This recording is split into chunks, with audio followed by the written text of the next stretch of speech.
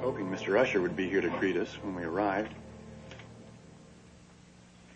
The Master and Lady Madeline usually don't leave their chambers until darkness. Even the light of dusk troubles their sensitive eyes. This illness of theirs, is it contagious? Only to ushers. Oh, Thaddeus, I should mention, when we came up, there was a dog. I wondered where Manfred had gone to. Manfred? Surely that's not the same dog I saw here 25 years ago. The same bloodline. He came after us on the road. I'm sorry to say he died there. I'll take care of it. Sorry for the trouble, sir. Tell me about the strange acuteness of senses that seems to trouble Mr. Usher and his sister. I've never heard of such an illness.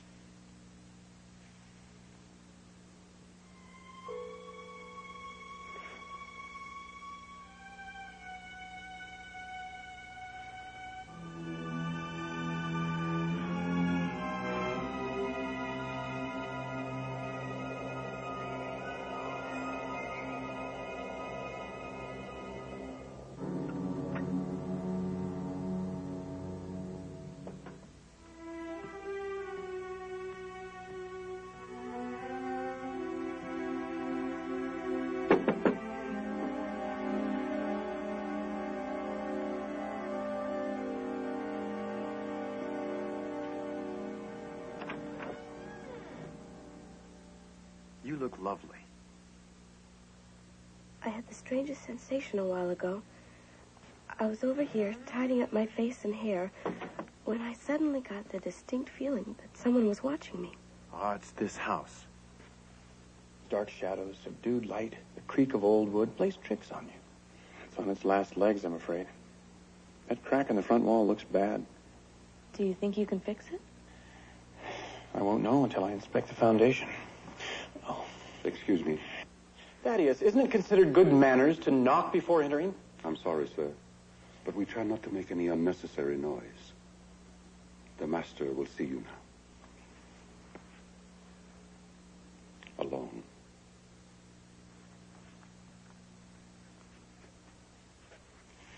You're just what this tomb of an old house needs to cheer it up.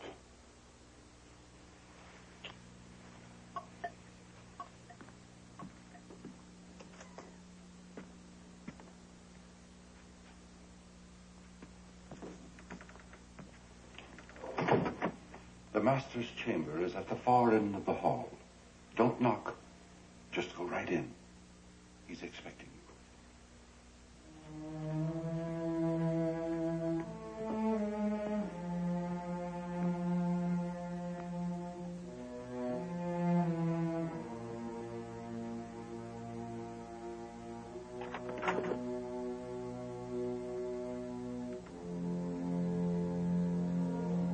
Welcome, Jonathan.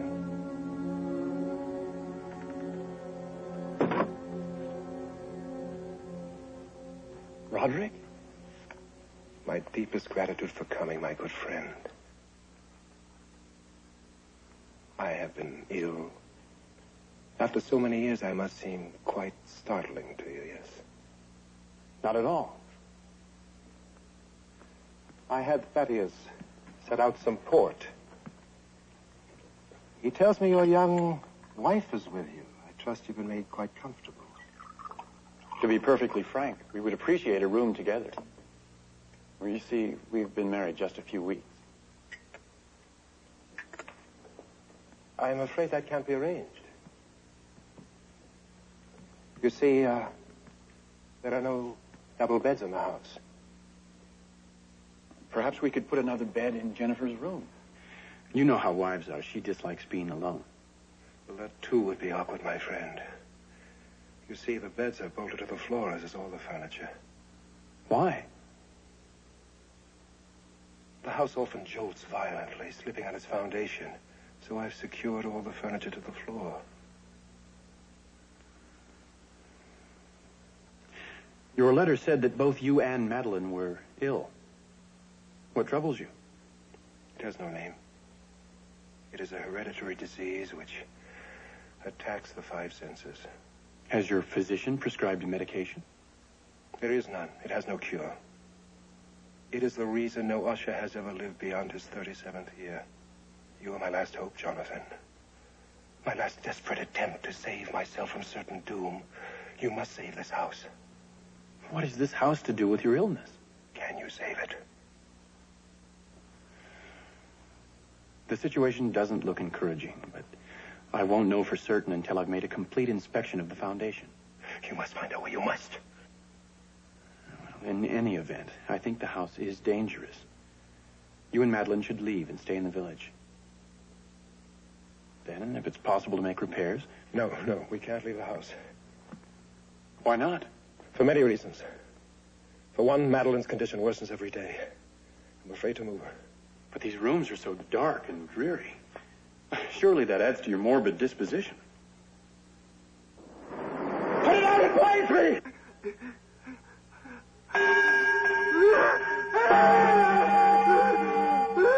Roderick, I'm sorry.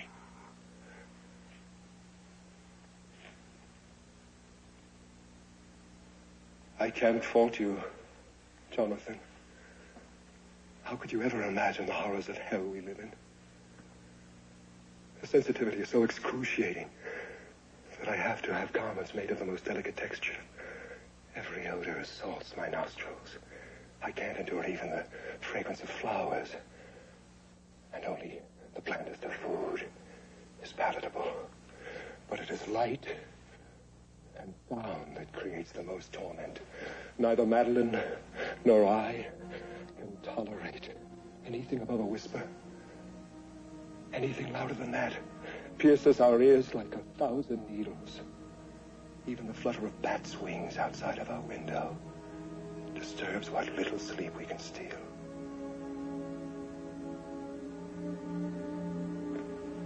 There's only one sound which seems to soothe the torture of my ears. The sweet sound of the strings of my cello. Roderick, I'm No. sorry.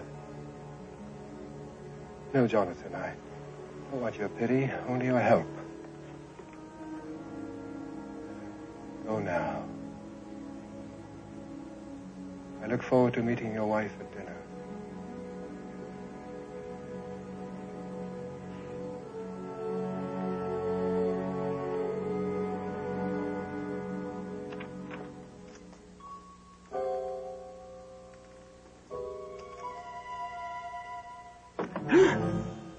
There are things about this house, sir, that you do not know.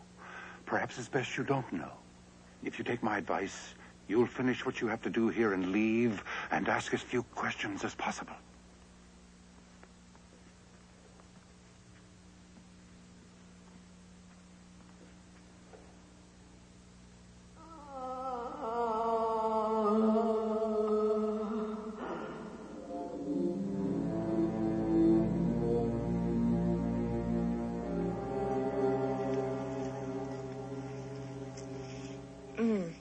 This casserole is delicious. My compliments, Thaddeus. Thank you, madam. My apologies for being unable to serve meat or fowl, but it seems our hunting preserve has long been barren of beast or bird.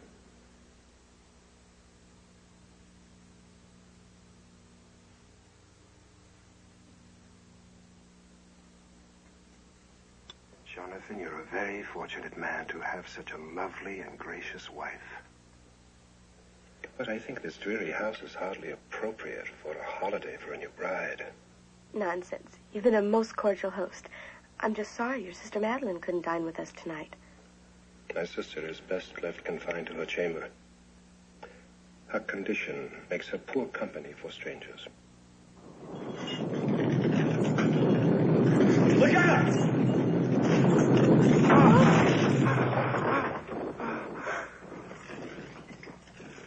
Roderick, you and Madeline must leave this house before it caves in on you. Jonathan, you've got to save it. You're an engineer. You must find a way.